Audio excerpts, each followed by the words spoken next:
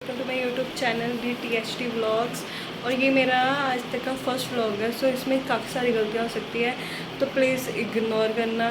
चलो आज व्लॉग की शुरुआत करते हैं। ये देखो, आज आप लोगों के लिए सरप्राइज़ है क्योंकि हम लोग जा रहे हैं कहीं घूमने बाहर। तो मैं आपको दिखाती हूँ कि हम कैसे क्या क्या स्टार्टिंग से करेंगे और एंड तक का सारा व्लॉग, कहाँ जाएंगे, क्या करेंगे, कहाँ रुकेंगे, सारा मैं आप लोगों को दिखाऊँगी इस व्लॉग में। प्लीज़ बने रहिए मेरे साथ। रात के 12 बजे अपनी पैक सारे कपड़े वगैरह खिलरे पड़े हैं और देखो ये हमारा टैची पड़ा है कि हमने सारा कुछ पैकिंग करनी है अभी, और इसमें पैक करके हमने सुबह निकलना है।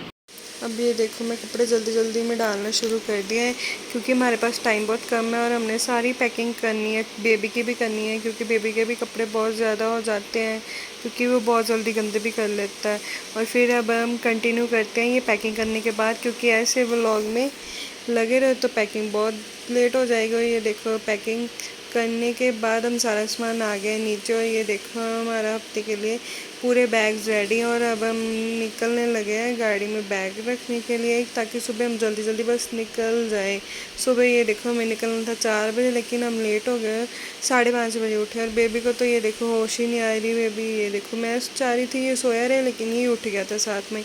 और अब हम रेडी होके नहा धो लिया है और अब हम निकलने लगे शहीदा साहब के लिए, क्योंकि गुरुद्वारे से शुरू करेंगे तो मतलब हमारी श्रीनगर का ट्रिप बहुत ही ज़्यादा अच्छा जाएगा।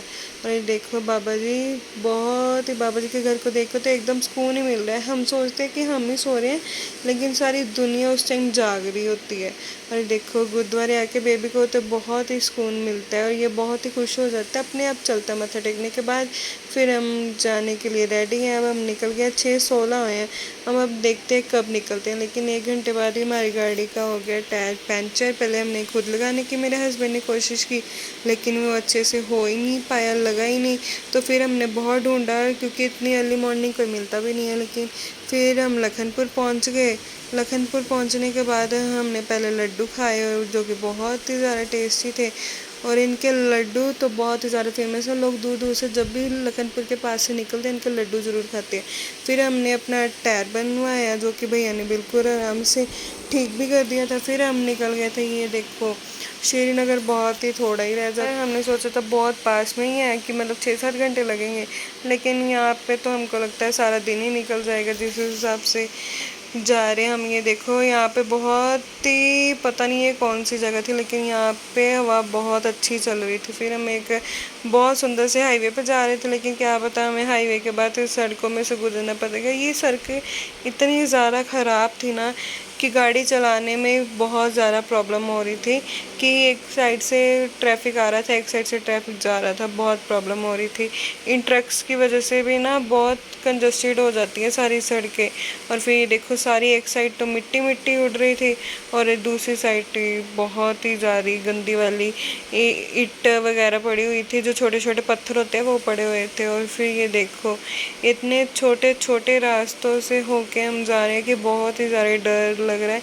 एक साइड बिल्कुल ही नज़दीक से खाई है कोई बड़ी गाड़ी, और वो तो निकल भी ना पाए इन रास्तों से, इतनी से गंदी सड़कें। फिर ये देखो JCB आके पूरी ये 1 साइडेड की रेत वगैरह उठा रही थी।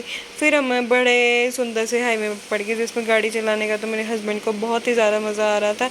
और ये रास्ता भी कहते थे कि मतलब शॉर्टकट है जो 4-5 किलोमीटर बचाता है। ये देखो आ गई टनल्स। ये टनल्स में जाकर तो इतना ही मज़ा आ जाता है ना, क्या बताएं। टनल्स के बाद ये देखो फिर वही रास्ता आ गया।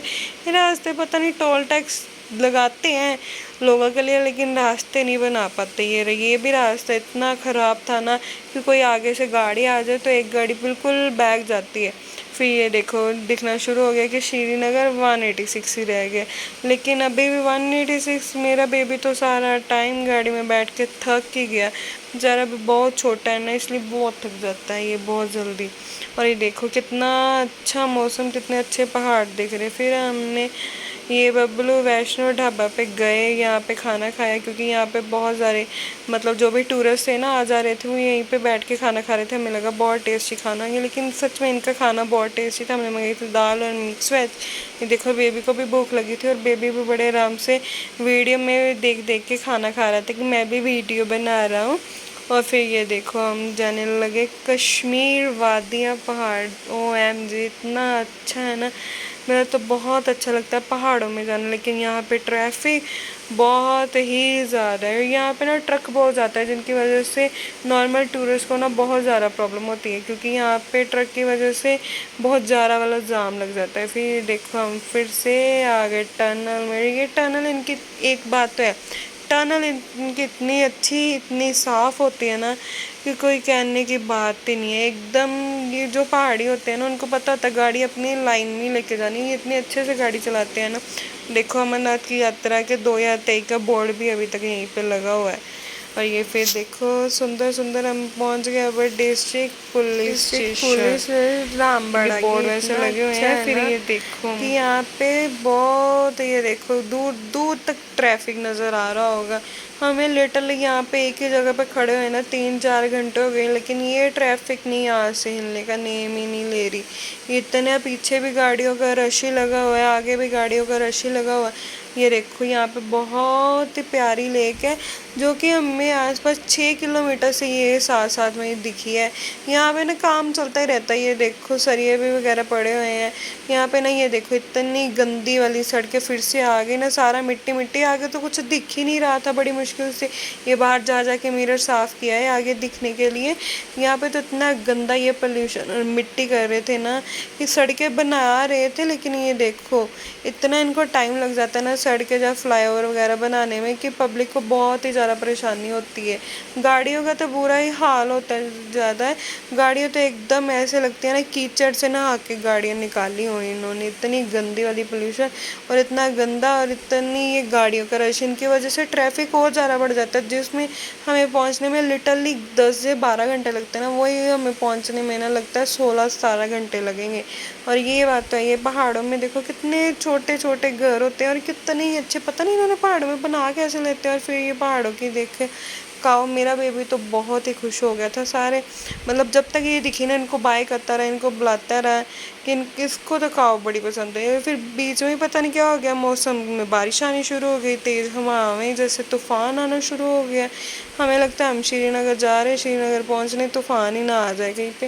और देखो फिर हम पड़े एक सुंदर से हाईवे पे, जहाँ पे गाड़ी चलाने का बहुत मज़ा आ रहा था। और ये बेबी भी मेरा बहुत शांत हो गया था। ये फिर हम पहुंच गए थे श्रीनगर के पास ही लिटरली। तो फिर हमने यहाँ से सोचा कि खाना वगैरह खाएं, क्योंकि भूख भी लग रही थी। लेकिन इनका खाना इतना अच्छा नहीं था, हमने वहाँ से पूछा था, लेकिन इनका डोसा और पकोड़े कहते थे बहुत टेस्टी है। फिर हम अंदर गए, अंदर जाने के यहाँ पे रश तो काफ़ी था, क्योंकि बहुत ज़्यादा लोग खा ही रहे थे, लेकिन इनका फेमस तो चाय पकौड़े और डोसा ही था। फिर हमने चाय पकौड़े और डोसा खाया। फिर खाने के बाद ये देखो बेबी कितने आराम से उन सभी के साथ खेल रहा है और यहाँ पे घूम रहा है। अब इसको जाके ना बाहर जाके थोड़ा सा चैन मिला कि मैं गाड़ी से बाहर निकला। अब ये कहता मेरे को छोड़ ही दो। फिर हमने ली चेयर और मिलते हैं हम श्रीनगर में जाके। Please subscribe my channel.